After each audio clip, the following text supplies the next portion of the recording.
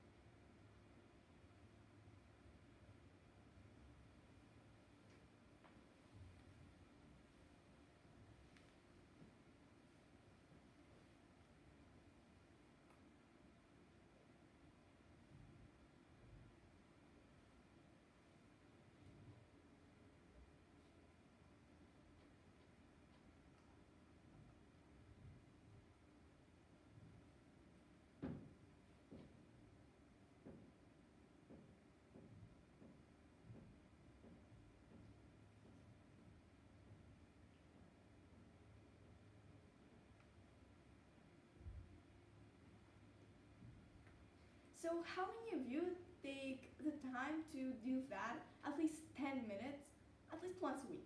Raise your hands. Not many people. So you see how many people take the time to watch the stars and enjoy the little things in their busy everyday lives. So I wanted to make sure that you can watch the stars for a few minutes now, as you probably won't be able to do so in the future. Let me explain. So the first thing is that, as we all know, the universe is expanding, and everything is slowly moving away from us. And scientists say that in about 4 billion years, the night sky will go from this to this. I know. Another thing is light and air pollution, which is slowly but surely starting to hide the night sky from us. Light pollution is, according to the Oxford Dictionary, brightening of the night sky caused by street lights or other man-made sources, which has a disruptive effect on natural cycles and inhibits the observation of stars and planets. And air pollution is, again, according to the Oxford Dictionary, the presence in or introduction into the environment of a substance which has poisonous or harmful effects. So, because of air pollution, because of light pollution, the sky is really bright. And as we all know, the stars cannot shine without darkness, right? And another thing is air pollution. Lots of countries have an extremely high level of air pollution, and this hides the stars. For example, one of our teachers, Miss Padici, she's my English teacher, and she once told us in class that when she lived in Shanghai for 7 years, she never ever saw a single star in the night sky because of the air pollution. That's why she was so surprised when she came to Bulgaria.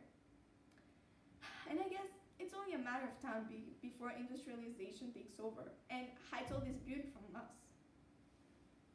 I'm telling you all this because I want you to understand that you're extremely lucky to be able to see this. And you don't even take the time to enjoy it. But then, if stars are so important, why don't we watch them? I know. Because we're all busy. I mean, come on. We the students, we have school until 3:30. Some of us have after-school activities, sports, private lessons, and many others. And of course, homework is always there. And for teachers, it's really hard too. I mean, they have to grade your things, plan your lessons.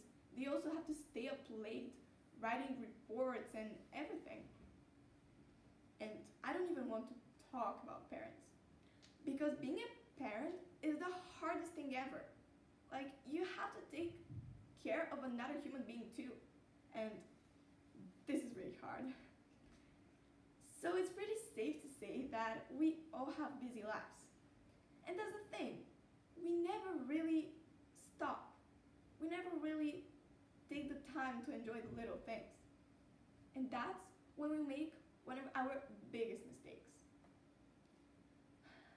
So to tell you a story. I'm going to share a story, my story, of how I understood that I have to enjoy the little things while I still have them. So when I was little, or at least when I was 9, my great-grandma always invited me to go watch sunsets with her. But you know how I was. I was always running around, playing with friends, was always too busy or always had better things to do. So, as you can guess, I never really went to watch those sunsets with her. And when I was 10, she passed away. And I will forever, ever regret that I didn't go watch those sunsets with her. Have you experienced a similar situation? When you just want to go back in time and enjoy the little moments? At least now I have. I guess the moral of this story is that you should always enjoy the little things because you never really know how long they will be there. But let's get to the roots of this. Why? Why are we always in such a rush to do something, go somewhere? Why are we always so busy? And the answer is society. According to World Financial Review, The Economist, and other experts all around the world, we're in the middle of the third industrial revolution, which makes manufacturing digital. Everything around us is also digital. For example, this board, your laptops, your computers, your cell phones, and everything around us is happening fast. For example, we have access to information fast. We can get online shopping. There's this thing that's called email. We can literally communicate with a person on the other side of the globe in a few seconds. As you can see, everything around us is happening really fast. And the thing is that society is pressuring you to also catch up. And you also have to be fast. And then you're always taught that you go there, you go there, you go there, and then the cycle repeats again. And you get used to not having time for the little things. And that's the thing, you're used to the thought that you don't have time. How many times have you heard time is working against you?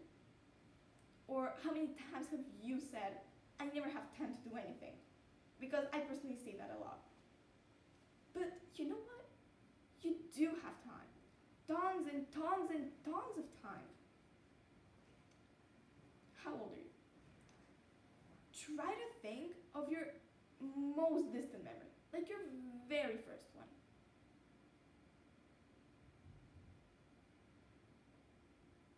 I personally remember I was in a hotel and I was really sick and my mom was giving me antibiotics. So yes, it's not my favorite memory, but I guess it was my first one. So now try to imagine all of the time that has passed from this memory until now. You sitting in front of me and watching my TED Talk. Yeah, that's a lot of time, at least for me personally. And now imagine, if you're an adult, you're probably going to live 2 up to 3 times this. And if you're a child, 7 or even 8 times. Since the average lifespan of a person is 80 years. You see, you do have time. But the problem is the society tells you you don't, and then you get used to not having time for the little things. But, you know, the little things are the things that truly matter. Because at the very end, you won't care about how much money you've got or how many apartments you have.